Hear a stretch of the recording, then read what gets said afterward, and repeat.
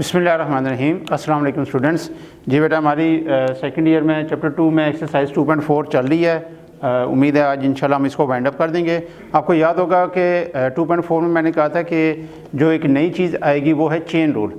Chain rule जैसा कि ये लास्ट टाइम भी आपको मैंने बताया था कि चेन रूल का ये मतलब है कि एक ही क्वेश्चन में रहते हुए आपने दो डेरिवेटिव फाइंड किए हैं और फिर उन दोनों को कंबाइन करके एक फाइनल डेरिवेटिव फाइंड करना है। मसलन अभी मज़ीद हम क्वेश्चन करेंगे तो आपको और बात समझ आ जाएगी कि आपने D Y by D X find करना है। तो डी वाई को आपने किसी और वेरिएबल की रिस्पेक्ट से किया, जैसे जी, यहाँ पे जी लिखा हुआ है, यहाँ थीटा भी हो सकता है, टी भी हो सकता है, कोई वेरिएबल हो सकता है, और फिर जी को विद रिस्पेक्ट टू एक्स किया हुआ है। तो ये मैंने कहा था कि ये जो वेरिएबल है जी, ये देखें यूँ, ये चेन बना रहा है, ये इन दोनों को क्या कर रहा है, कंबाइन कर रहा है। ठीक है, तो ये बात अभी आपको इसमें भी मज़ीद समझ आ जाएगी। यहाँ देखें क्वेश्चन 3 में आपको ये पैरामीट्रिक इक्वेशंस दी गई हैं। फर्स्ट पार्ट में थीटा की फॉर्म में है और सेकंड पार्ट में टी की फॉर्म में है। अब इसको इस तरह के क्वेश्चन को सॉल्व करने की दो टेक्निक्स हैं। एक ये है कि दोनों में से जो कॉमन वेरिएबल है उसको एलिमिनेट कर दें और एक्स और वाई की फॉर्म में एक सिंपल इक्वेशन ले आएँ और फिर उसको डिफ्रेंशिएट करेंगे तो direct D Y by D X आ जाएगा। एक तो ये ऑप्शन है। दूसरी ऑप्शन ये है कि दोनों को अलग अलग डिफ्रेंशिएट करें जो उसमें वेरिएबल है, जैसे दोनों में थीटा आपको नज़र आ रहा है, और फिर बाद में चेन रूल से इसको कंबाइन करना है। ठीक है, तो ये फर्स्ट पार्ट में आपको थीटा की रिस्पेक्ट से करके यानी अलग-अलग डेरिवेटिव फाइंड करके फिर चेन रूल से इकट्ठा करना सिखाऊंगा। और ये जो सेकंड पार्ट है इसमें क्योंकि अगर आप अलग अलग करेंगे तो थोड़ा सा ये क्वेश्चन लेंथी हो जाता है, तो मैं इसका ज़रा थोड़ा सा आपको शॉर्टकट बता दूंगा कि आप इसमें से टी एलिमिनेट कर दें तो देखिएगा कि एंड पे डेरिवेटिव लेना बहुत आसान हो जाएगा, यानी ऑलमोस्ट स्टेप्स हाफ हो जाएंगे और इसमें कोई आपके नंबर वगैरह नहीं कट सकते। ठीक है, देखें इसमें यहाँ पे फर्स्ट टर्म तो थीटा है लेकिन सेकंड टर्म 1 ओवर थीटा है, तो इस थीटा को ऊपर ले आए ऐसे, और y है थीटा प्लस 1। दोनों को आपने डिफ्रेंशिएट करना है विद रिस्पेक्ट टू थीटा। तो फर्स्ट टर्म आ जाएगी D X by D theta. अब देखो जिस वेरिएबल की रिस्पेक्ट से कर रहे हो अगर वही वेरिएबल 1 टाइम आएगा तो इसका आंसर क्या हो जाएगा, 1, क्योंकि ये थीटा है, ये विद रिस्पेक्ट टू थीटा 1 हो गया। लेकिन किस सूरत में 1 होगा, अगर पावर प्लस 1 होगी। तो अगर पावर प्लस 1 के अलावा कोई पावर होगी तो उस पर पावर रूल लगेगा। पावर शुरू में base as it is, power में से एक कम हो जाएगा। ठीक है जी, और आगे बेस का डेरिवेटिव 1 हो जाएगा। ये आ गया 1 माइनस थीटा की power -2, 1 minus 1 over theta square, और इसकी सिंप्लीफाइड फॉर्म ये आ जाएगी theta square minus 1 over theta square D X by D theta. इसी तरह D Y over D theta, theta 1 हो जाएगा और जो अकेला 1 है वो 0 हो जाएगा। तो ये क्या बनेगा, D Y by D theta equal to 1। Now D Y by D X is equal to, मैंने बताया हुआ है कि डी वाई वाली टर्म आपने एज इट इज़ लिखनी है, जैसे देखें D Y over D theta into D. अब ये डी वाई के नीचे जो होगी ना ये ऊपर आएगी यूँ, D theta by D x. अब ऑल्दो कि आपने D theta by D X find नहीं किया हुआ, ये देखें D X by D theta find किया हुआ है, लेकिन यहाँ पे लिखना ऐसे ही है कि जो ये वेरिएबल होगा वही चीज़ इधर होगी, यानी ये दोनों सेम होने चाहिए, यही चेन बनाएगी। ठीक है, तो कोई इशू नहीं है अगर हमने उस तरह फाइंड नहीं किया। तो D Y by D X D Y by D theta 1 है और हमने फाइंड किया हुआ D X by D theta, इधर है D theta by D X, तो इसका मतलब है रेसिप्रोकल लिख दें, theta square over theta square -1। तो फाइनल देखें आंसर आपके पास आ गया, D Y over D X is equal to theta square divided by theta square -1। ठीक है जी। इसी तरह यहाँ देखें, यहाँ पे आपने ये करना है कि मैं टी को एलिमिनेट करने लगा हूँ, ए को एक्स के नीचे ले आएँ और बी को वाई के नीचे ले आएँ। इधर रह गया 1 minus T square over 1 plus T square, इसे इक्वेशन 1 कर दें। इसी तरह यहाँ से y over b is equal to 2t over 1 plus T square, ये इक्वेशन 2 है। स्क्वेयरिंग एंड एडिंग,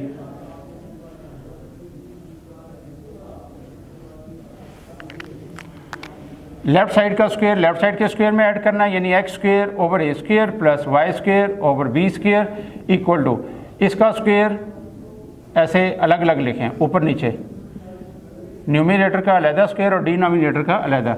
इसका square 2t whole square divided by 1 plus T square whole square. अब देखें इसका फ़िलहाल मैं एलसीएम ले लेता हूँ बाद में, ताकि ये ए स्क्वायर बी स्क्वायर जो ओवर में आ रहे हैं ये साइड लाइन हो जाएं। ये फॉर्म ये आ गई। इधर देखें दोनों के डिनोमिनेटर में सेम टर्म है, यही एलसीएम बनेगी।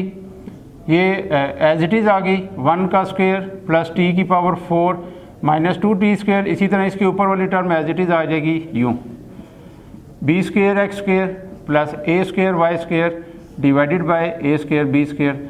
तो इधर देखें इसका भी मैं अभी स्क्वायर खोलने लगा हूँ। 1 प्लस टी की पावर 4, ये माइनस 2t स्क्वायर और प्लस 4t स्क्वायर, ये आ जाएगा 2t square divided by 1 plus T की पावर 4 प्लस 2t स्क्वायर।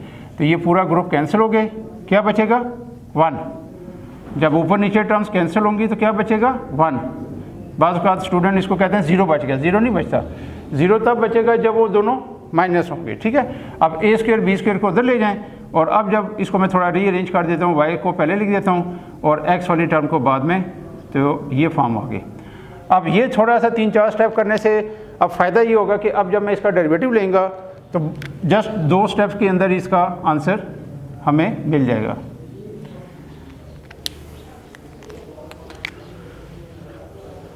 जी ए स्क्वायर तो कोफिशिएंट है, इसको छोड़ दें। वाई स्क्वायर का डेरिवेटिव 2y फिर dy by dx plus B square coefficient है, इसको छोड़ दें। एक्स स्क्वायर का डेरिवेटिव 2x और राइट साइड पे ए स्क्वायर बी स्क्वायर जो मिल के प्रोडक्ट टर्म है ये ओवरऑल कांस्टेंट है, तो आंसर क्या हो जाएगा 0 हो जाएगा, ठीक है जी। अब इसमें dy बाई dx की ये टर्म है, इसको इधर ही रखें, इसको उधर ले जाएं।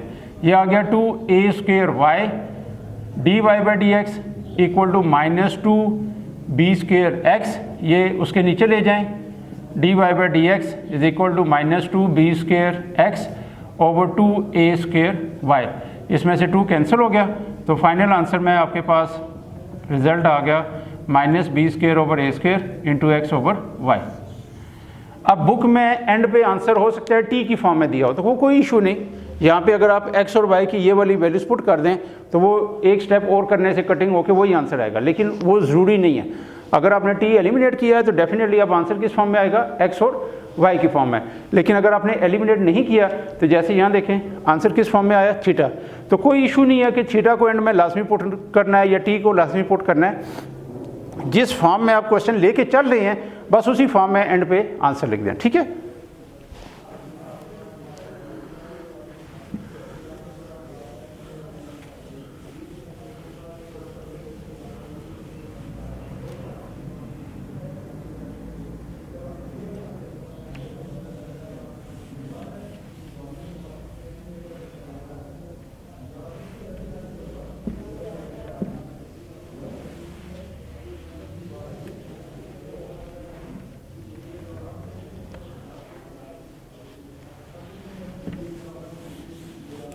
जो नेक्स्ट क्वेश्चन नंबर 4 है ये शॉर्ट क्वेश्चन के लिहाज से इंपॉर्टेंट भी है और 100% वही चीज़ है जो अभी मैंने आपको सेकंड पार्ट कराया है, बल्कि उसकी निस्बत भी थोड़ा सा आसान है। ये देखें, प्रूव दैट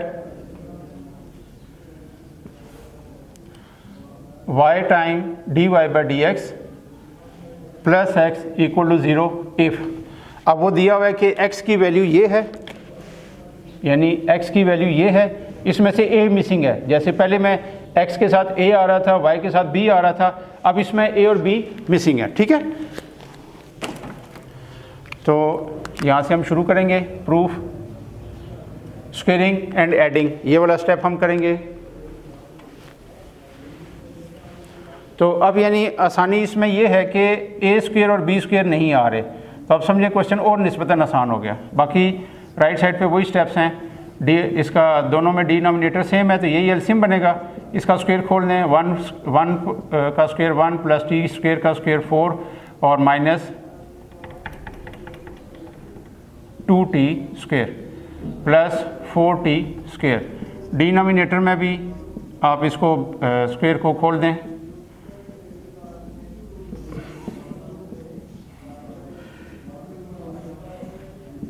तो अब आंसर आ गया X square plus Y square equal to 1।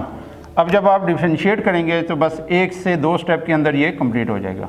तो आप देख सकते हैं कि अगर आप इसको टी की फॉर्म में रहते हुए करेंगे तो ये इससे भी डबल साइज़ में ये क्वेश्चन प्रूफ होगा, लेकिन इस तरह टेक्निक लगाने से ये क्वेश्चन बहुत जल्दी प्रूफ हो जाएगा। और इसमें आपने ये परेशान नहीं होना जी कि कोई हमारे मार्क्स काट जाएंगे, नहीं। कोई भी नंबर आपके नहीं कैंसिल कर सकता।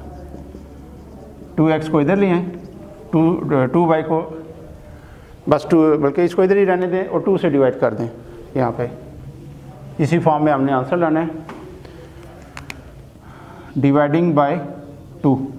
तो ये देखें आ गया x plus Y D Y by D X equal to 0। ठीक है, वो टर्म्स आगे पीछे ऐसे कोई फ़र्क नहीं पड़ता क्योंकि बीच में प्लस साइन है। ठीक है, तो देख लें, सो सिंपल सा क्वेश्चन है।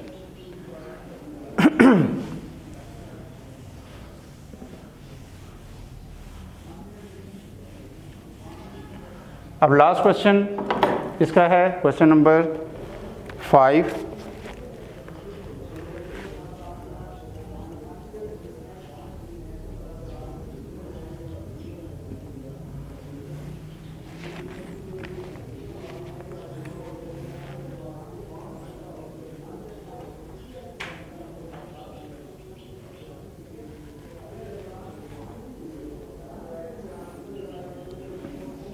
इसके 5 पार्ट्स हैं, पहला और पांचवा और दूसरा 1 2 5।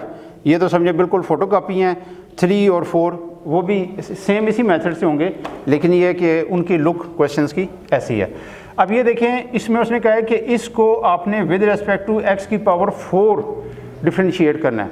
देखें, अभी तक जो हमने डेरिवेटिव पढ़ा है 2.3 और टिल क्वेश्चन नंबर 4 तक 2.4 में, कि हम करते थे differentiate with respect to x, differentiate with respect to theta, या विद रिस्पेक्ट टू z, या विद रिस्पेक्ट टू t, जो हमने किया नहीं लेकिन कर सकते थे। यानी विद रिस्पेक्ट टू जिस वेरिएबल के हम कर रहे थे उसकी पावर कितनी थी? 1। ठीक है, वो तो हम डायरेक्ट कर सकते हैं, लेकिन अगर 1 पावर के अलावा अगर आ जाए तो वो डायरेक्ट करना ज़रा कह लो कि इस लेवल पे आपके लिए काफ़ी टफ है। तो इसका बड़ा आसान तरीका है, यानी आप डायरेक्ट इसको नहीं कर सकते कि विद रिस्पेक्ट टू x की पावर 4 डिफ्रेंशिएट करें। इसका रूल ये है कि हम सबसे पहले ये करेंगे कि पहले फंक्शन को अलग नाम दे देंगे u y, और दूसरे फंक्शन को अलग नाम दे देंगे, z नाम दे दें, u नाम दे दें, w नाम दे दें, कोई भी दे दें। अब देखें, इसका नाम क्या है? y, इसका नाम क्या है? z, यानी y को विद रिस्पेक्ट टू z, यानी दोनों को हम 1 पावर में ले आए हैं। ठीक है, तो इसका मतलब है आपने फाइंड क्या करना है? dy ओवर dz फाइंड करना है। पॉइंट समझ आ गया कि पहले फंक्शन का क्या नाम है? y, दूसरे फंक्शन का क्या नाम है? z। तो अब हमने करना है differentiate y with respect to z, यानी dy ओवर dz फाइंड करना है। अब y में कौन वेरिएबल है? x, z में कौन वेरिएबल है? x, दोनों में x वेरिएबल है, दोनों को विद रिस्पेक्ट टू x करके आखिर में चेन रूल लगा के हम dy ओवर dz फाइंड करेंगे। ठीक है, नाउ y है मेरे पास एक्स स्क्वेयर, यहाँ से एक्स स्क्वेयर को ऊपर ले आएँ ये फॉर्म, और अब इसको डिफ्रेंशिएट करें विद रिस्पेक्ट टू x, तो ये हो जाएगा dy by D X is equal to 2x minus 2 शुरू में एक पावर कम, और अंडरस्टूड है कि बेस का डेरिवेटिव 1 है, 2x प्लस 2x की पावर -3, इसको बेशक नीचे ले जाएं, 2 ओवर एक्स क्यूब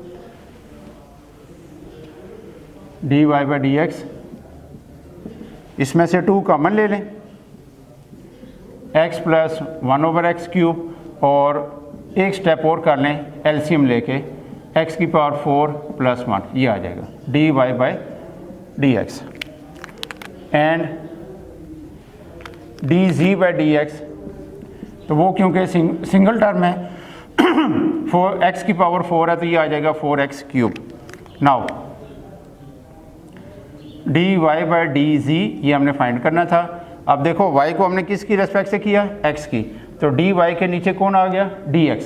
अब यही चीज़ किधर आएगी? ऊपर आएगी यहाँ पे, और इसके नीचे कौन होगा? dz।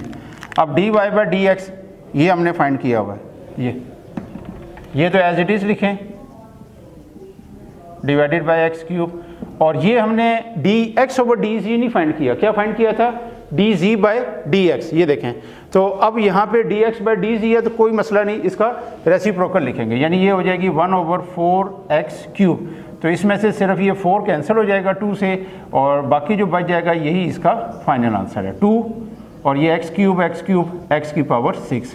तो ये आ गया dy बाई dz, यानी हमने इसको विद रिस्पेक्ट टू x की पावर 4 डिफ्रेंशिएट करेंगे तो ये आंसर आएगा, जो कि डायरेक्ट करना, जैसा मैंने कहा कि इस लेवल पे इंतहाई मुश्किल है, आप लोगों का कह लो कि अभी लेवल नहीं है कि आप इस कॉन्सेप्ट को समझ सकें कि x की पावर 4 से हम कैसे करेंगे। ठीक है, तो इसका सबसे आसान तरीका क्या है, फर्स्ट फंक्शन को अलहदा नाम दे दिया, सेकंड फंक्शन को अलहदा नाम दे दिया।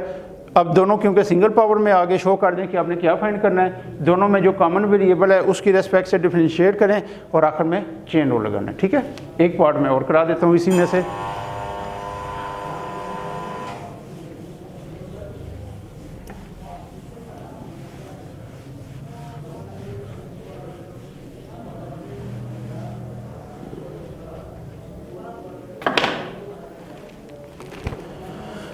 जी 3 और 4 पार्ट एक जैसे हैं, उनमें से मैं आपको जो बज़ाहिर मुश्किल फॉर्म में दिया हुआ है वो मैं करा देता हूँ। 4 number, ax plus B divided by C x plus D with respect to ax square plus B divided by ax square plus D. यहाँ भी आपने उसी तरह करना है कि फर्स्ट फंक्शन को y के इक्वल ले लें, ax plus B divided by C x plus डी, और सेकंड फंक्शन को कोई डिफरेंट नाम दे दें x और y से हट के।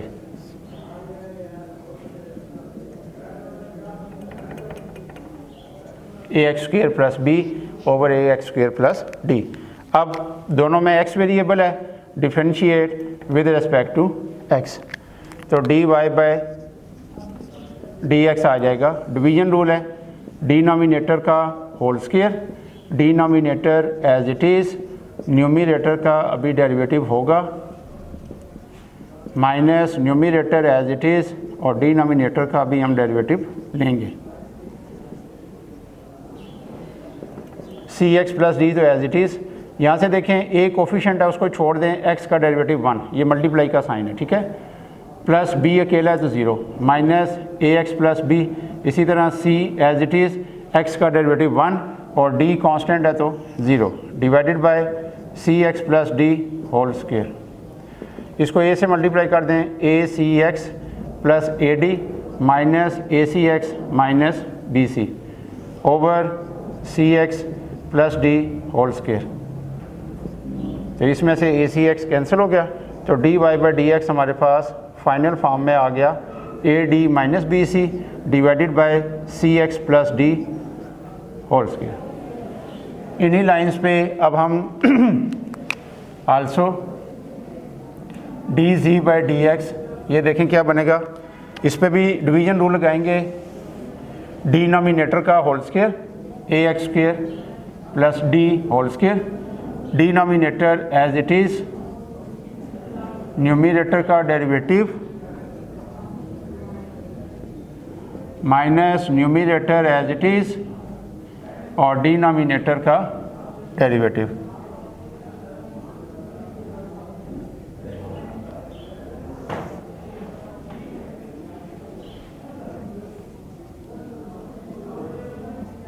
जी ए छोड़ दें, एक्स स्क्वेयर का डेरिवेटिव 2x और b का 0, ax स्क्वेयर प्लस b, यहाँ से भी a छोड़ दें, एक्स स्क्वेयर का 2x और d का 0, divided by ax square plus d whole square. तो इन दोनों में से आपने ये करना है, ये 2ax ये कॉमन ले लेते हैं और ब्रैकेट में बच जाएगा यहाँ से ax स्क्वेयर प्लस d और इधर से minus ax square minus b divided by ax square plus d।